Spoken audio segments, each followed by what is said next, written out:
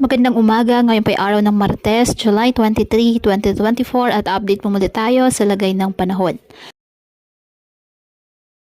Ayon sa Pag-asa, patuloy pa rin na minomonitor ang bagyong Karina na nasa loob pa rin ng ating Philippine Area of Responsibility. Patuloy pa rin ito na hinahatak o pinapalakas ang hanging habagat o southwest monsoon na kung saan siya naman po nagdadala ng mga pag-ulan sa maraming bahagi ng ating bansa.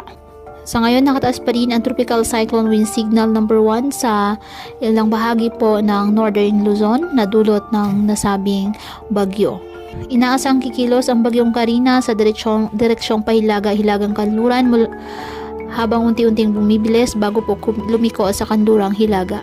Sa forecast track ng Pag-asa, mananatiling malayo po si bagyong Karina sa ating kalupaan at lalabas ng Philippine Area of Responsibility sa Miyerkules ng gabi o Huwebes ng madaling araw. Posible ring dumaan si bagyong Karina malapit sa timog isla ng Ryukyu Archipelago bago umalis ng ating PAR region at dadaan malapit sa hilagang bahagi ng Taiwan matapos lumabas ng ating PAR. Mula Huwebes, kikilos ito si Karina sa East China Sea patungong timog silangang bahagi ng China. Inaasang patuloy pa na lalakas si Karina sa susunod na 4 na araw dahil sa magandang kondisyon ng kapaligiran. Samantala, isa pang panibang low pressure area na nasa silangan ng Mindanao.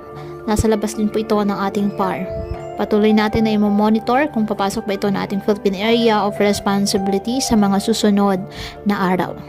Kaya patuloy po natin na pinag-iingat ang ating mga kababayan sa banta po ng mga pagbaha at pagguho ng lupa, lalo na po kapag may malalakas na ulan, at ugaliin na magdala palagi ng payong o kahit anumang panangga sa ulan sa tuwing lalabas po ng ating mga tahanan. At yan po muna ang update sa lagay ng panahon ngayong araw. Muli patuloy po tayo na mag-ingat at palaging tandaan, God loves you. Stay safe and God bless.